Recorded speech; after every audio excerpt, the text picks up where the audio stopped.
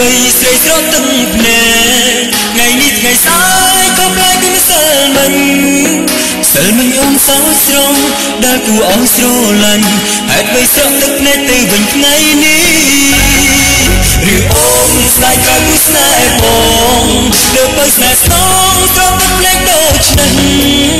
បើយល់ថាមិនសមមិនគួរបងខំសងបងជាប្រុសមិនអោយអូនខំបំណងជួ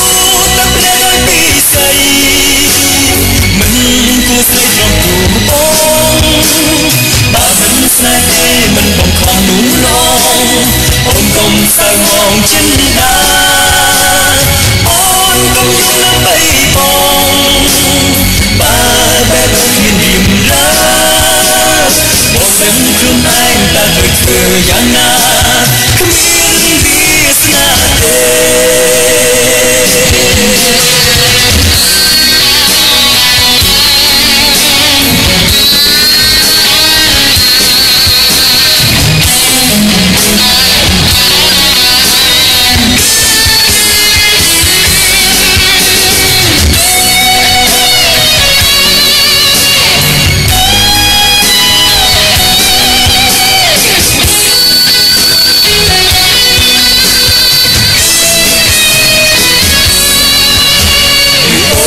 ស្នេហ៍ក៏គឺស្នេហ៍បង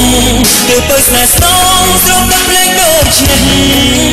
បើយល់ថាមិនសមមិនគួរបងខំសងបងជាប្រុសមិនអោយអូនខំបំណងជួ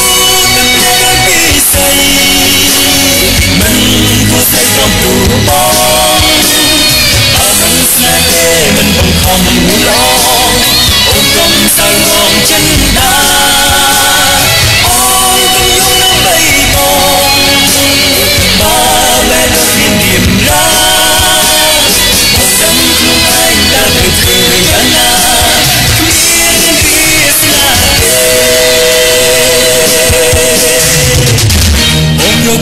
បែបដងជូនទៅអូនវិញ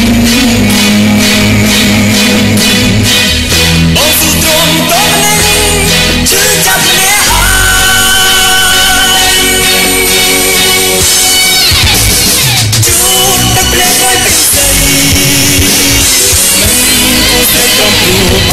ងបើមិនស្នេហ៍ទេមិនបងខំយល់ណងអូនសុំសាំងមកចិនដា